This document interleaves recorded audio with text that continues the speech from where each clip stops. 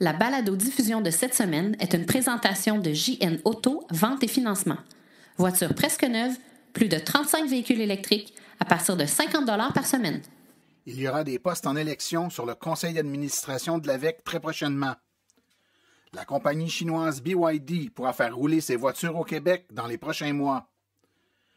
La Nissan Leaf est maintenant vendue à plus de 400 000 éditions dans le monde. Le taux d'utilisation des bornes de recharge du circuit électrique est en hausse fulgurante. Il y aura plus de bornes de recharge rapide au Nouveau-Brunswick cet été. Le camion Lion 8 de la compagnie E-Lion, compagnie québécoise, est lancé. En nos entrevues, nous parlons avec un propriétaire de Kona EV. La chronique Branchez-vous, on parle du jargon d'électromobilité. Tout ça dans cet épisode de Silence on roule.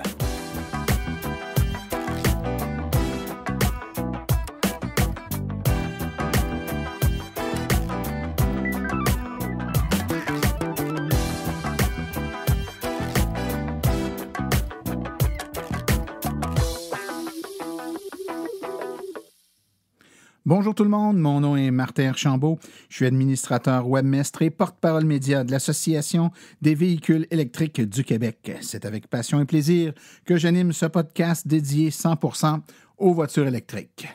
Alors, mesdames et messieurs, au moment d'enregistrer ce podcast, les journées commencent à être plus douces.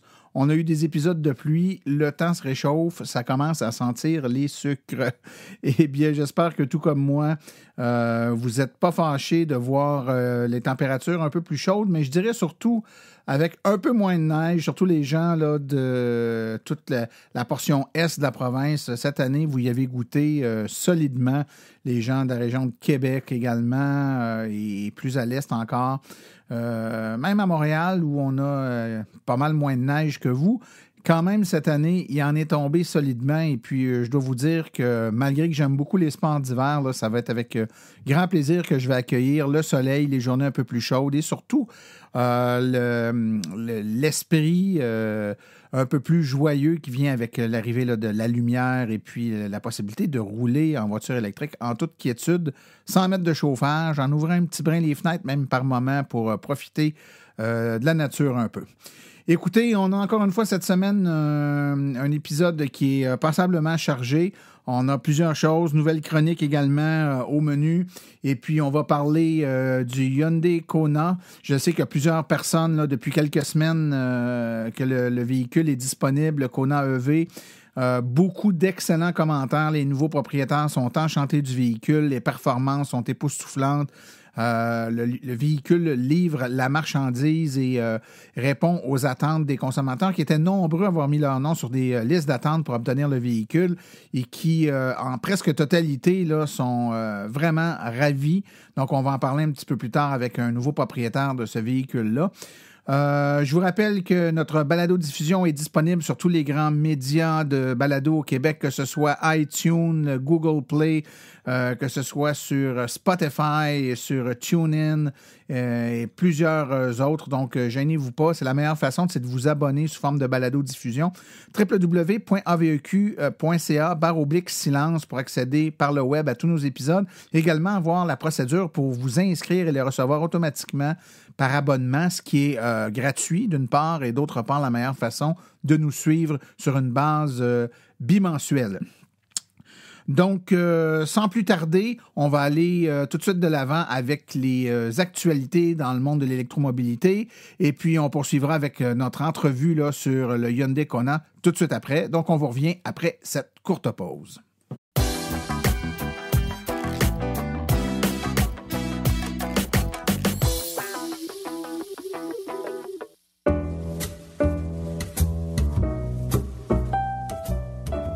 Vous avez une entreprise qui œuvre dans le domaine des voitures électriques.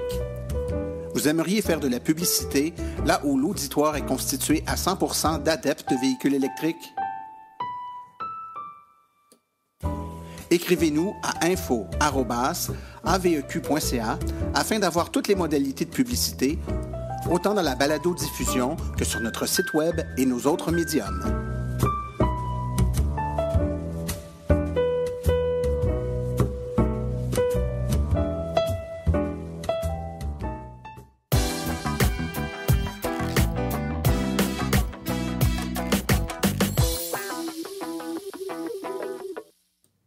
Dans quelques semaines, l'Association des véhicules électriques du Québec tiendra son assemblée générale annuelle et comme à toutes les fois, on en profite pour faire une période d'élection, donc des postes d'administrateurs qui seront en élection.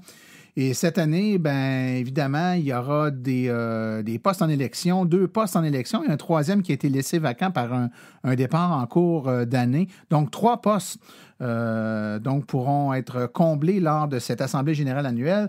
On invite donc tous les membres, évidemment, il faut être membre de l'association, là, à participer. Et si vous avez le goût de vous impliquer, nous donner un coup de main, vous avez une expertise ou en tout cas du temps et de l'énergie à donner à l'association. Et si vous êtes prête à, évidemment, assister aux séances du conseil d'administration, si vous avez une bonne connaissance de notre mission, que vous voulez contribuer à l'atteinte de nos objectifs et faire montre de vos aptitudes à identifier des implications au niveau des coûts, des avantages, des risques reliés aux décisions prises par le conseil ou encore contribuer à l'efficacité globale de la mission et à l'orientation de l'association, nous vous invitons à soumettre votre candidature là, dans quelques semaines. Tous les détails seront sur notre site Internet pour les personnes intéressées. Les très attendus taxis chinois de la compagnie BYD ont reçu leur homologation de Transport Canada et on devrait les voir sur les routes québécoises grâce au nouvel opérateur de taxi électrique E-Taxi qui en a commandé 2000 pour les 2 prochaines années. La compagnie E-Taxi offrira un service de location clé en main aux chauffeurs de taxi, incluant une borne fabriquée par Techno-VE de Sherbrooke et l'habillage du taximètre, la caméra, la ligne cellulaire et 5 ans d'assurance. Fabien Kwong et Young Kwong, les fondateurs de E-Taxi, deviennent les distributeurs officiels du manufacturier BYD au Québec. Et pour l'instant, ils comptent réserver la E6, le véhicule E6 de BYD, à l'industrie du taxi. Au Québec, la voiture de 63 000 $ revient à 47 000 avec l'aide financière aux chauffeurs de taxi de la part des différents paliers de gouvernement. Nous vous rappelons que nous avions fait une entrevue dans le cadre du présent podcast avec M.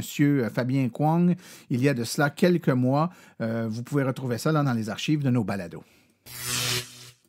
Avec une popularité à l'échelle internationale qui ne se dément pas, on vient d'annoncer la vente du 400 millième exemplaire de la Nissan Leaf. C'est une pionnière en électrification des transports et la Nissan garde aussi sa position en tête en termes des ventes mondiales. Elle est la première voiture électrique à dépasser le cap des 400 000 voitures. Lancée en 2010, la Leaf est considérée comme le premier véhicule électrique grand public au monde. Dès son lancement, Nissan s'est engagé à devenir le leader mondial dans la production et dans la promotion du véhicule zéro émission. Selon Nissan, les propriétaires de Leaf ont conduit leur voiture sur plus de 10 milliards de kilomètres au total. Le nombre de véhicules Leaf vendus depuis 2010 éviterait la combustion de 3,8 millions de barils de pétrole par an. L'utilisation des bornes de recharge du circuit électrique est en progression fulgurante, particulièrement les bornes de recharge rapide, la preuve que l'investissement en vaut la peine. Selon les chiffres dévoilés par Hydro-Québec il y a de cela 1 semaine et demie à 2 semaines, dans la foulée d'un article plutôt défavorable aux véhicules électriques de Pierre Couture, journaliste au Journal de Montréal, on apprenait que les recharges rapides 400 volts représentent 35 % d'utilisation du réseau de charge public du circuit électrique, alors que ces bornes ne représentent que 10 % du réseau. Ce constat nous révèle que les 144 bornes de recharge rapide du circuit électrique ont été utilisées 143 000 reprises en 2018 seulement, soit près de 3 fois par jour en moyenne. Voilà un portrait un peu plus enviable que celui décrit par M. Couture dans le Journal de Montréal, qui lui établissait plutôt pour l'ensemble du réseau, tout niveau confondu, donc en confondant autant les bornes de recharge rapide que les bornes de rue, que les bornes de destination. Il arrivait, M. Couture, à un résultat de 0,7 fois par jour. 143 000 occurrences de recharge, c'est pas mal pour un réseau qui était presque inexistant il n'y a que 3 ans.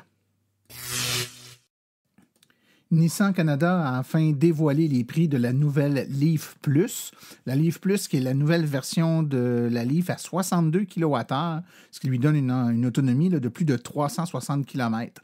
Elle sera offerte au Canada dans la version plus petite, la S Plus, à 43 998 $, dans la version SV Plus à 46 598 $ et dans la version SL+, à 49 498 $. Évidemment, la Leaf standard 40 kWh avec son autonomie de 240 km reste aussi disponible avec un prix de base qui démarre à 36 798 $. Ceux parmi vous qui avaient en tête de faire un petit road trip au Nouveau-Brunswick cet été seront heureux d'apprendre que 7 nouvelles bornes de recharge rapide seront installées. Le distributeur d'électricité du Nouveau-Brunswick, NB Power, continue de préparer le terrain vers l'électrification des transports sur son territoire avec l'ajout de 7 nouvelles stations de recharge rapide qui seront installées en compagnie de bornes de recharge niveau 2 à des sites bien situés là, le long des routes principales à Campbellton, Caraquette, Shediac, St. Andrews, Saint Stephen, Sussex et Fredericton. Elle sera déjà installée durant l'été 2019. C'est un investissement de 1 276 000 $, dont 350 000 $ est investi par Ressources naturelles Canada.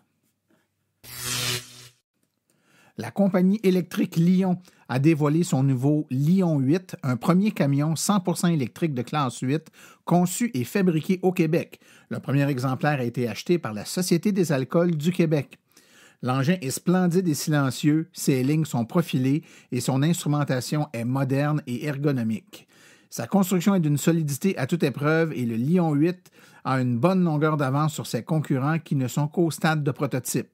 Selon Marc Bédard, président fondateur de la compagnie électrique Lion, on est en discussion avec Liquor Control Board of Ontario, la LCBO, et bien d'autres sociétés, tant publiques que privées, ici comme à l'étranger.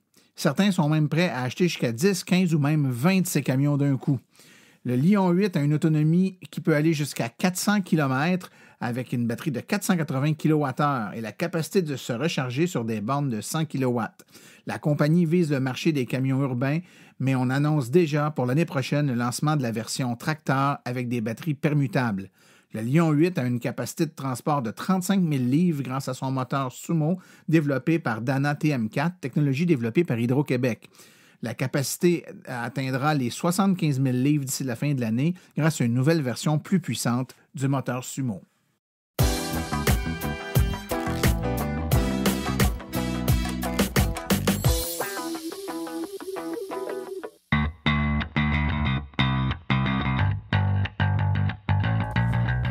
Vous êtes intéressé à faire le saut pour une voiture électrique? Vous considérez choisir une voiture d'occasion? Rendez-vous chez JN Auto. Avec plus de 35 modèles presque neufs en stock, c'est définitivement le chef de file lorsque vient le temps de vous procurer un véhicule électrique.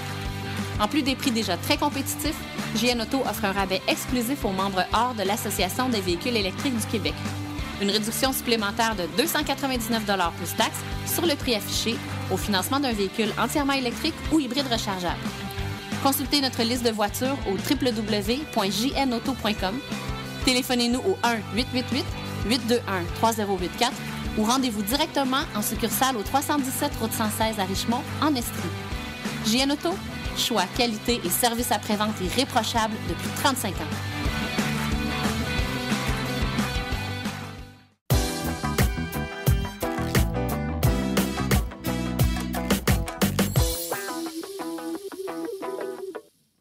Alors, je suis présentement en compagnie de M. Régent Plot, un retraité qui a la chance d'être l'un des premiers clients qui s'est procuré la toute nouvelle et très excitante Kona de Hyundai. M. Plot, bonjour. Oui, bonjour Martin. Écoute, je suis très content qu'on ait la chance de se parler aujourd'hui. J'ai fait des entrevues au fil du temps avec différentes personnes pour parler du Kona. C'était à l'étape où on en entendait parler que ça s'en venait peut-être. Après ça, ça a été à l'étape où on annonçait sa venue de façon formelle, où on a eu les caractéristiques du véhicule. Mais là, maintenant, il est sorti, il est disponible et vous êtes l'un des très heureux chanceux qui a pu mettre la main sur le Hyundai Kona. À froid comme ça, vos premières impressions avec le véhicule? Moi, je dirais que c'est l'expression SSP que je pourrais qualifier de première impression. Aussitôt que j'ai essayé le véhicule, j'ai remarqué la solidité, la stabilité et la puissance du véhicule. C'était vraiment une impression nette, C'était embarquer dans quelque chose de solide, dans lequel on est à l'aise, on est confortable. Et je savais tout de suite en partant que ce serait un véhicule que j'aimerais. J'en ai quand même eu beaucoup. C'est mon 17e véhicule dans ma vie, là. J'ai eu 7 véhicules nouveaux avant ça, donc je suis quand même capable de le comparer avec beaucoup d'autres véhicules que j'ai eu dans le passé.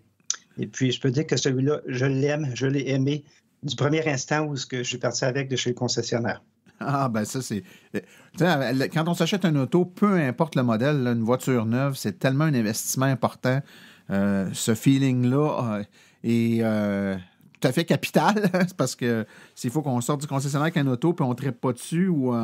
Mais en même temps, puis on va y revenir tantôt, vous n'êtes pas à votre première voiture électrique, donc non seulement vous êtes en mesure d'apprécier cette voiture-là, mais également en mesure de la comparer avec ce qui se fait comme autre véhicule également sur le marché. Si on parlait, on va essayer de regarder différents aspects, on va parler de la conduite. Donc, comment qualifieriez-vous ou comment trouvez-vous la conduite de ce véhicule-là? Moi, ce que j'aime, c'est vraiment la tenue de route. C'est un véhicule qui, comme j'ai mentionné, stable, plutôt solide.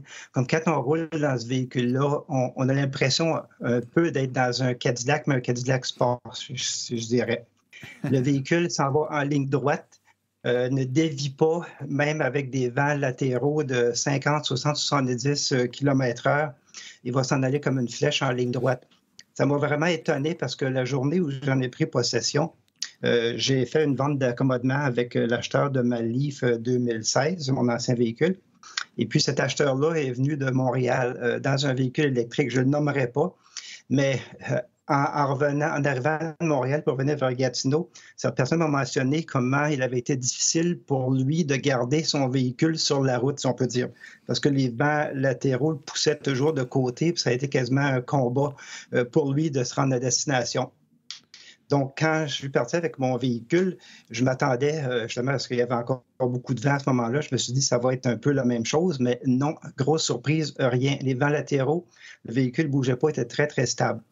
Donc, okay. C'est la première chose que j'ai vraiment appréciée. On ne l'a pas mentionné d'entrée de jeu tantôt, mais on pourrait qualifier que vous êtes encore dans la période de la lune de miel. Ça fait combien de temps que vous avez pris possession du véhicule? Ça va faire un gros 2 semaines demain. Ah, c'est ça. Hein? On est encore dans les... Mais en même temps, 2 semaines, c'est plusieurs jours de conduite, donc on a le temps de se faire une bonne idée quand même. Donc, ça rend le propos à la fois éclairé et je dirais encore avec l'émotion des premières fois. Parlons un peu du confort maintenant, dans le confort là, à l'intérieur du véhicule. Donc, comment vous sentez-vous assis en position de conduite? Personnellement, je trouve la position de conduite très agréable, très confortable. Le siège est ajustable de différentes façons. On peut avancer, reculer. Le volant est télescopique et puis on peut l'ajuster en hauteur. Donc, on peut se placer vraiment de façon où on se sent à l'aise pour la conduite. Le siège lui-même est d'un grand confort, au moins aussi confortable, sinon plus que ce que j'avais avec ma Leaf 2016. Et puis, la visibilité est excellente en avant sur les côtés. On a de beaux grands miroirs, donc on voit ce qui se passe aux alentours. Les pylônes sont très minces sur les côtés, donc ça ne cache pas la visibilité de biais. C'était peut-être une des difficultés. Une des choses que j'aimais moins de mon véhicule avant, c'est que des fois, on ne voyait pas les gens quand ils traversaient. Tandis qu'avec le Kona, je trouve que c'est le contraire, c'est que la visibilité est excellente, ce qui facilite la conduite. Les sièges, si je ne me trompe pas, bon, évidemment, c'est des sièges chauffants, mais si je ne me trompe pas, sont également climatisés pour l'été. Est-ce que ça se peut? Est-ce que je me trompe en disant ça? Non, c'est exact. Les sièges chauffants sont très efficaces. On a 3 niveaux, justement, pour le chauffage. Et puis, il y a justement le refroidissement, si on peut dire, pour l'été. Le volant est chauffant et puis ça fonctionne très, très bien. C'est certain que j'ai eu l'occasion de les utiliser là, avec la température qu'on a eue durant les 2 dernières semaines. Et puis, j'ai vraiment aimé. Super. Évidemment, là, on va parler de probablement l'élément le plus caractéristique et vendeur de ce véhicule-là, là, ce qui est une des raisons premières pourquoi tout le monde s'est tourné les yeux dessus, c'est l'autonomie du véhicule. Donc, c'est un de ces véhicules de nouvelle génération dont l'autonomie est très grande. Comment avez-vous pu expérimenter, malgré le fait qu'il a fait froid dans les dernières semaines, au niveau de l'autonomie de ce véhicule-là? J'ai vraiment pas à me plaindre, comme on peut le dire de cette façon-là. J'ai chargé l'auto quand je suis arrivé à la maison, et puis ça fait bientôt 2 semaines, comme je disais. J'ai utilisé 40 de la batterie jusqu'à présent. Il me reste encore 250 km d'autonomie, là, d'après l'estimateur. Donc, si on fait un calcul rapide, ça nous amène à 416 km d'autonomie en conduite hivernale en ville, à peu près 80 du temps, et puis peut-être un 10 à 20 sur la grande route. Donc, pour moi, je trouve que c'est énorme. C'est vraiment un gros avantage. Et puis, ça donne confiance. Comme on dit, il n'y en a plus de peur de manquer d'énergie, là. Oh non, c'est un véhicule qui va avoir facilement 500 km d'autonomie l'été, ça. De par les tests, moi, je l'ai essayé aussi, là, le véhicule, puis à mon pif, là, le 500 km va être facile à obtenir. Si on regarde les spécifications, justement, qui sont sur un des sites que j'ai consulté précédemment, ça peut aller jusqu'à 595 en été, en conduite de ville. Donc, c'est énorme comme distance. On s'approche vraiment de la même chose qu'un véhicule à essence. Et puis, il n'y a plus d'anxiété là, de distance, c'est certain. De ce que j'ai pu expérimenter également, non seulement l'autonomie est bonne et donc est grande, mais ça, on s'y attendait, là, c'était annoncé. Mais ce qui est frappant, surtout quand on est habitué de conduire d'autres marques de véhicules, c'est à quel point l'estimateur d'autonomie restante est précis, beaucoup plus précis que les autres modèles que j'ai eu la chance d'essayer. Est-ce que vous avez remarqué la même chose? Oui, c'est la stabilité vraiment de ce gassomètre-là, comme on dit souvent par rapport à ces véhicules-là, elle est très, très bonne. Je m'en suis aperçu la première fois que j'ai pris l'autoroute. Parce qu'habituellement, avec la Leaf, quand on roule en ville et puis on embarque sur l'autoroute, on s'aperçoit tout à coup que le GOM, que le gomme, il baisse rapidement. Tandis qu'avec le Kona, pratiquement aucun changement. L'autonomie affichée reste à peu près la même. Ça va changer un petit peu, peut-être 2-3 km plus tard, mais on peut voir que c'est calculé d'une façon différente. Et puis, avec cette grosse batterie, puis avec toute l'autonomie, c'est certain que quand on passe de la ville à la grande route, que ça ne fera pas une grande différence sur le total. Donc, c'est certain que ça aide. Oui. Ah non, c'est intéressant. On va parler maintenant de recharge. Je le sais que vous venez de l'avoir, donc la possibilité d'aller à des bornes de recharge rapide, et parce que c'est souvent quelque chose qu'on veut valider, à quelle vitesse ça va charger sur les bornes rapides réellement. Vous n'avez pas eu la chance de l'essayer encore sur borne rapide, mais on sait que d'autres l'ont fait et que ça se comportait super bien. C'était pas une problématique. On sait que la batterie dans le Kona là, est une batterie qui est très bien construite, très bien conçue également au niveau de sa gestion thermique. Donc, on élimine à ce moment-là tous les problèmes connus de batteries qui n'ont pas de gestion thermique. Mais vous l'utilisez à la maison. Avez-vous une idée, évidemment, qu'une batterie si grande, avec une borne de niveau 2 qui permet de recharger là, 45 km à l'heure ou à peu près. Ça va être assez long pour le charger complètement quand on va être complètement vide. Avez-vous commencé à expérimenter un peu le temps de recharge? Je l'ai chargé une fois seulement, pas longtemps après que je l'ai reçu, parce que justement, il ne l'avait pas chargé au maximum chez le concessionnaire. Normalement, ça devrait être fait, mais ils avaient eu un petit problème et puis ils n'avaient pas pu le recharger au complet. Donc, j'ai chargé au complet en arrivant. Pour moi, ça n'a vraiment pas d'importance parce que je suis arrivé à la maison en fin de journée, je l'ai branché et puis le lendemain, j'ai vu qu'il était chargé. Je ne me suis vraiment pas occupé du temps que ça a pris. C'est ça le gros avantage de charger justement électrique à la maison où on n'a pas à se soucier du plein comme tel parce qu'on fait autre chose. On mange, on dort, on regarde la télé, puis l'auto s'occupe de tout. On n'a rien d'autre à faire. Tout à fait. Puis ce que vous dites là, M. Plot, c'est hyper important parce qu'on le répète, ce point-là, très souvent dans des conférences ou dans des journées d'essais routiers là, où les gens disent « c'est long, charger un auto ». Puis on leur dit souvent la blague, il y a deux façons de le dire. Soit on leur dit « non, c'est pas long, ça prend à peu près 5 secondes, le temps d'ouvrir la trappe puis de le plugger » parce que c'est vraiment juste le temps que ça nous prend. Le reste, ça se fait pendant qu'on fait d'autres choses. Ou encore, je réponds souvent aux gens, quand ils me demandent c'est-tu bien long, je dis j'en ai aucune espèce d'idée, je dors pendant que ça se fait. C'est donc. Oui, tout à fait. Mais bien sûr, quand on arrête à un endroit, on est en déplacement, puis on a besoin de se charger, puis pour recontinuer notre route, ben là, on est un peu plus préoccupé par le temps que ça prend. Donc, évidemment, ça va être les performances aux bornes de recharge rapide là, qui vont être intéressantes de regarder là, quand il y aura un petit peu plus de véhicules sur les routes. Les gens vont l'expérimenter. Les températures plus clémentes aussi vont arriver. On va être capable de le vérifier un peu plus. Évidemment, du point de vue esthétique extérieur, là, c'est vraiment une question de goût. Hein? On aime ou on n'aime pas, mais c'est un véhicule qui a des allures un peu de VUS. Là. C'est pas un VUS au sens propre de ce qu'on entend dans les vrais VUS, donc en termes de taille et d'espace, mais c'est comme un réplica de VUS en plus petit. Comment vous avez aimé la finition extérieure, le look? Je rappelle là, pour ceux qui ne l'auraient pas en tête que le contour de la carrosserie autour des roues, là, il y a toute une bordure de plastique qui est très propre au VUS normalement. Le positionnement de la borne de recharge, du port de recharge à l'avant qui, pour certains, pourrait être problématique, pour d'autres ne l'est pas. Comment vous voyez ça, donc l'allure extérieure générale du véhicule? D'abord, je vais vous dire que quand j'ai choisi mon deuxième véhicule électrique, j'ai pris mon temps. Le premier, j'ai pris celui que j'aimais parmi les trois que j'avais essayé. Mais cette fois-ci, j'en voulais un qui avait beaucoup d'autonomie.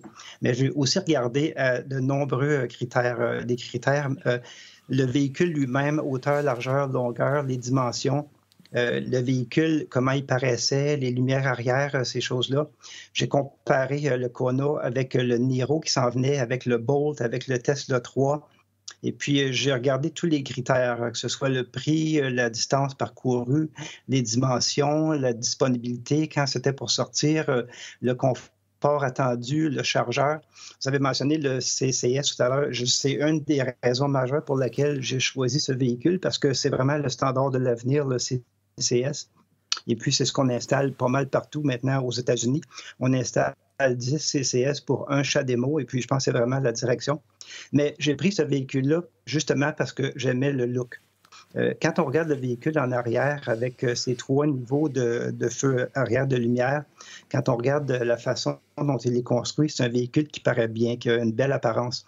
Quand on regarde le Niro, c'est tout le contraire. Je sais qu'il y en a qui vont aimer le Niro, puis c'est vraiment une question de goût. Mais moi, j'ai trouvé que le Niro, c'était un peu plate comme arrière. C'était arrondi avec juste un set de lumière, si je me souviens. Donc, je préférais de loin le Kona. Pour l'avant et puis les côtés, c'est pareil. Mais quand je l'ai acheté, j'ai fait acheter des belles bandes protectrices sur le côté. J'ai mis des protections à l'arrière en plastique pour le pare-choc, en avant pour les petites roches, les bébites, comme on dit. Donc, j'ai fait mettre des choses intéressantes qui vont le faire durer, qui vont le faire paraître bien pendant longtemps. Parce que j'aime le look du véhicule. Et puis, c'est un véhicule qui est parfait pour des gens comme moi et mon épouse. On est des jeunes retraités, on n'a pas d'enfants. La plupart de nos déplacements sont en ville, mais de mon côté, moi, ma parenté et mes amis, la plupart se trouvent dans des villes au loin. Je peux faire de 400 à 600 km de distance, donc ce véhicule-là était parfait pour ça. Très, très économe en ville, très efficace et puis excellent pour la longue route. Donc, il y avait énormément de qualité. Et puis, pour moi, c'était le premier choix, même avant une Tesla. Et puis, je voulais juste ajouter que j'ai déjà conduit des Tesla, Tesla S, Tesla 3. Et puis, moi, je trouve que la performance du Kona se compare facilement à un Tesla en frais de confort, d'accélération, de stabilité. On se sent bien dans ce véhicule-là. Pour le port de recharge, parce que vous m'avez posé la question, pour moi, il n'y a aucun problème. Je sais qu'il y a des gens qui ont mentionné que la neige entrait par le tour de la petite porte. Moi, je n'ai pas vu ce problème-là personnellement. Et puis, pourtant, j'ai roulé dans la tempête, j'ai roulé dans la slush, comme on dit en bon québécois. Et puis, aucun problème. Le port est toujours propre. Il n'y avait pas rien à l'intérieur. Je trouve que c'est pratique en avant. J'aime ça que le port de recharge soit à cet endroit-là. C'est facile à brancher, facile à ouvrir. Ce que j'aime aussi, c'est que le port se barre quand on barre les portes d'auto. puis se débordent quand on les déborde. Donc, c'est quand même assez sécuritaire. Une personne ne peut pas arriver puis juste ouvrir le port puis commencer à jouer avec ça. Mm-hmm. Et à l'intérieur, naturellement, les connecteurs sont bien protégés aussi. Le connecteur qu'on appelle le dust cover en anglais, pour la partie 400 volts est très efficace et très solide. Il faut vraiment tirer fort pour l'enlever. C'est du caoutchouc. Donc, c'est certain que ça ne s'enlèvera pas et qu'il n'y aura pas de problème d'infiltration d'aucune sorte. Tandis que le connecteur pour le 240 volts, qui est juste au-dessus, il s'enlève plus facilement, mais il y a quand même une bonne protection. Moi, je trouve que Hyundai a fait ça de façon vraiment intelligente. Et puis, aussitôt qu'on ouvre le port de recharge, on voit juste à côté, il y a des petits LED verts qui nous indiquent le niveau de recharge actuel du véhicule. Donc, à tout moment, quand on s'approche, on peut voir à quel point il est chargé ou non. Et puis, je trouve que c'est vraiment commode que ça a été fait de cette façon-là. Écoutez, aucune voiture n'est parfaite. Celle-là ne l'est probablement pas non plus, quoique elle a énormément de points positifs. Si je vous demandais de me tracer un bref tableau là, des points forts et des points faibles du véhicule, de ce que vous avez pu observer à ce jour. OK, ça tombe bien. Je m'étais justement fait une petite colonne par rapport à ça avant le podcast. Ce que j'aime le plus, c'est la tenue de route qui est solide, très bonne autonomie, une belle ergonomie à l'intérieur. Il y a des belles options de conduite assistée, un beau look aussi du véhicule, le confort. Il y a des menus qui sont faciles d'accès. On s'y retrouve facilement. Il y a beaucoup d'informations. Ça m'a pris quand même, je dirais, une bonne semaine. Puis encore, je découvre des choses à propos du véhicule. Le manuel de l'utilisateur ou du propriétaire, c'est 540 pages. Donc, il y en a du stock là-dedans. Les choses que j'aime moins, c'est des petites choses qui diffèrent un peu de ce que j'avais dans ma Leaf. La Leaf a vraiment des bons points. C'est des choses qui manquent avec le Kona qu'on devrait faire pour un véhicule de ce calibre-là. Par exemple, je trouve qu'il n'y a pas tout à fait assez de ports USB et 12 volts. Ils sont situés en avant, sont quand même assez bien accessibles, mais il n'y en a pas à l'arrière, il n'y en a pas dans le coffre non plus. Il n'y a pas de caméra 3D, ce que j'aimais sur la Leaf. Il n'y a pas de siège chauffant à l'arrière. Et puis, à part ça, je pense que c'est surtout la façon dont ils ont configuré les boutons. Quand on entre dans le véhicule, à chaque fois qu'on le repart, après qu'on a éteint le véhicule, il faut remettre les sièges chauffants et le volant chauffant.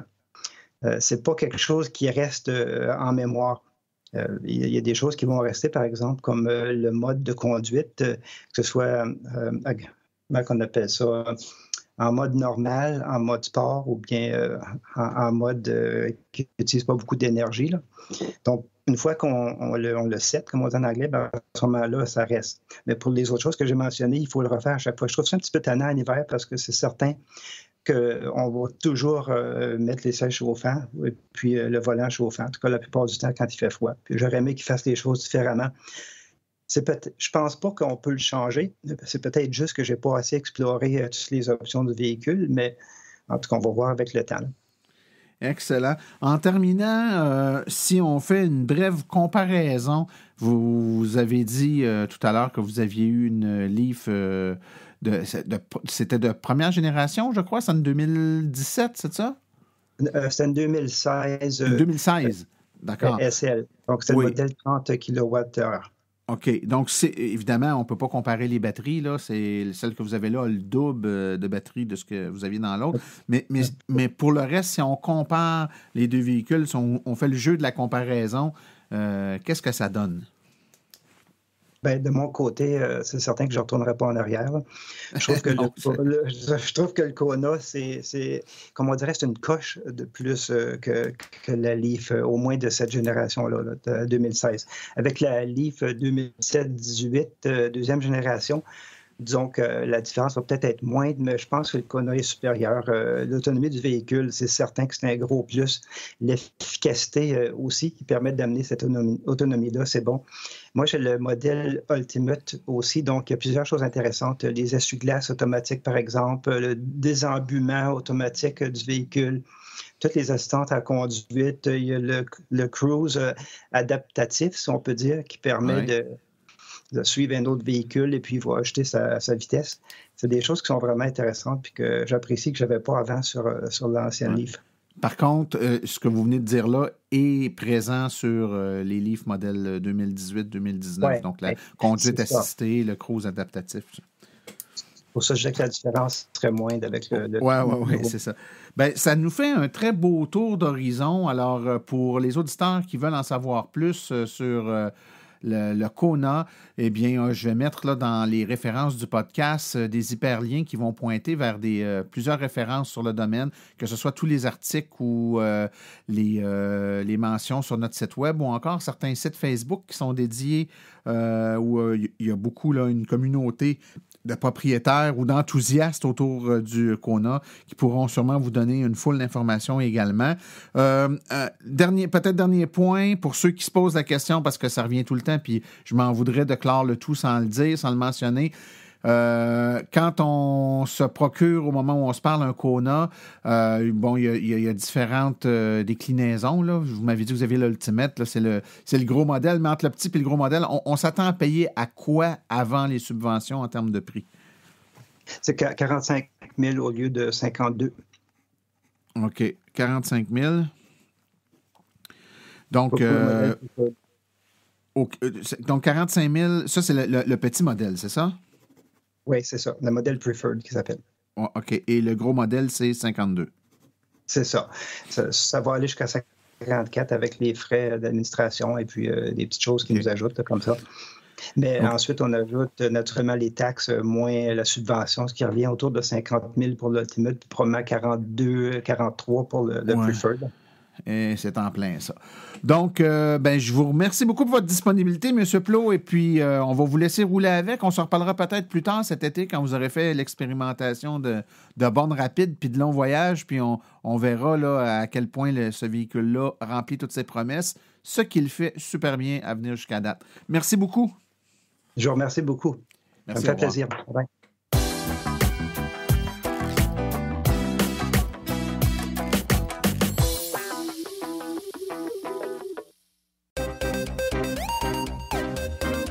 Chronique Branchez-vous avec Pierre Tadros. Bienvenue à votre première chronique Branchez-vous.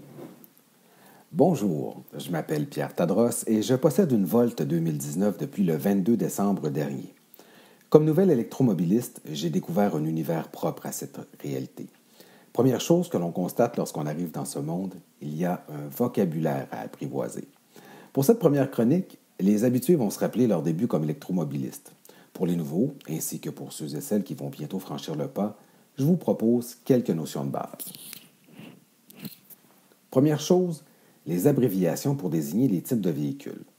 Il y a d'abord les hybrides sans recharge possible. On ne s'en préoccupe que très peu, puisqu'ils n'occupent pas le terrain de l'électricité comme source d'énergie propre. Il y a ensuite les véhicules hybrides rechargeables. Ils possèdent une certaine autonomie électrique. Ils sont aussi dotés soit d'un moteur à essence, par exemple la Prius Prime, soit d'une génératrice à essence, par exemple la Volt, pour prendre le relais des batteries une fois qu'elles sont épuisées.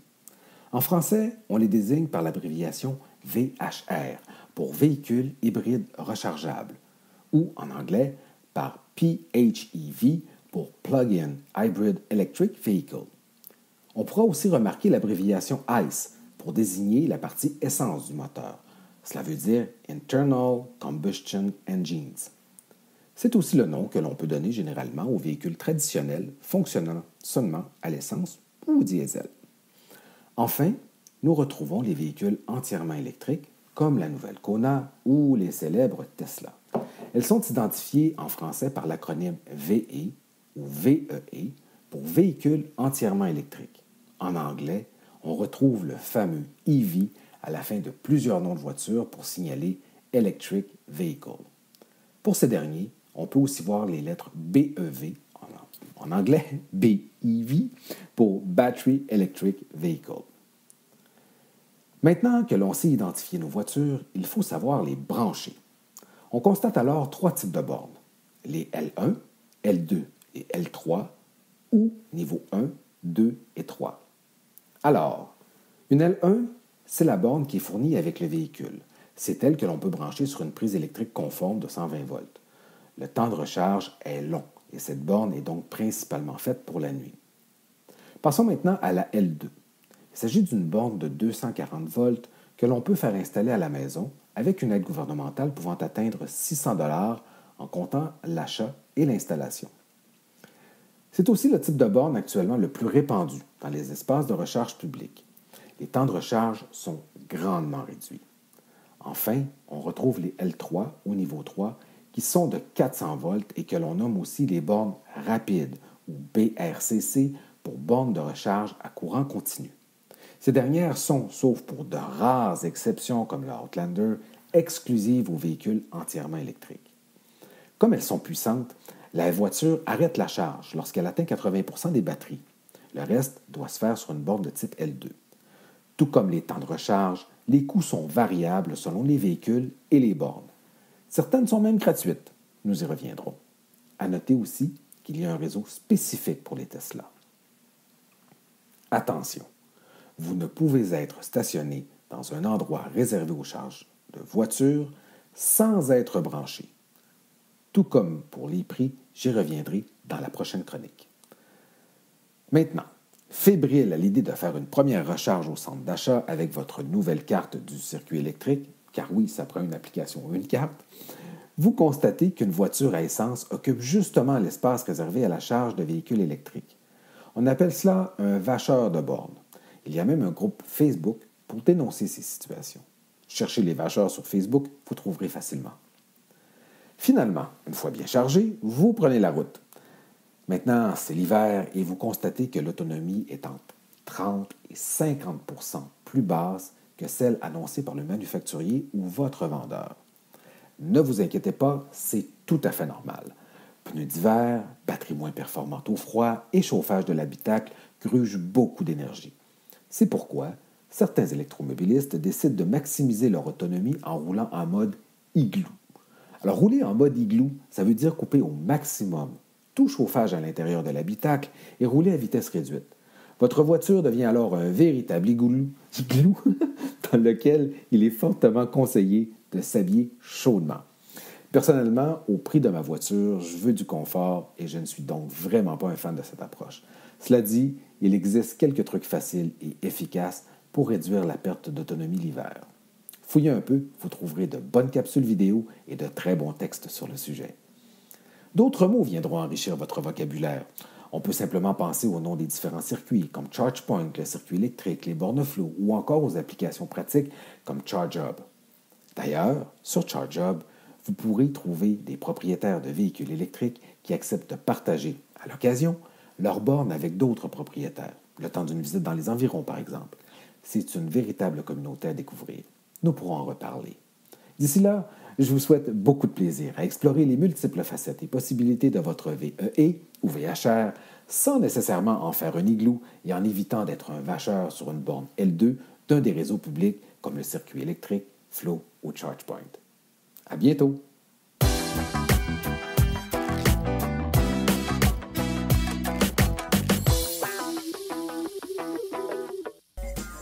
Voici les événements à venir dans les prochaines semaines dans le monde de l'électromobilité. Le 28 mars à 19h, j'aurai la chance de donner une conférence, la voiture électrique, un survol électrisant. C'était à la bibliothèque Robert-Lucier de Repentigny. Conférence véhicule électrique 101 donnée par Simon-Pierre Rioux le 9 avril à 19h à la bibliothèque Charles-Édouard Maillot de Victoriaville. Et le 11 avril, toujours Simon-Pierre Rioux et sa conférence véhicule électrique 101. Cette fois-là, c'est à la bibliothèque de Beauharnois. 17 avril, 19h, j'aurai la chance de donner la conférence « La voiture électrique, est-ce pour vous ?» C'est à la bibliothèque de Pointe-Claire. Les 3 et 5 mai prochains, c'est le Salon du véhicule électrique de Montréal à la place Bonaventure, essai routier, modèle électrique 2019, conférence exposant. Venez en apprendre sur les nouveaux modèles de voitures électriques. Et toujours pendant le Salon du véhicule électrique à la place Bonaventure, le samedi 4 mai, ça sera l'Assemblée générale annuelle de l'Association des véhicules électriques du Québec. Venez nous y rencontrer en très grand nombre.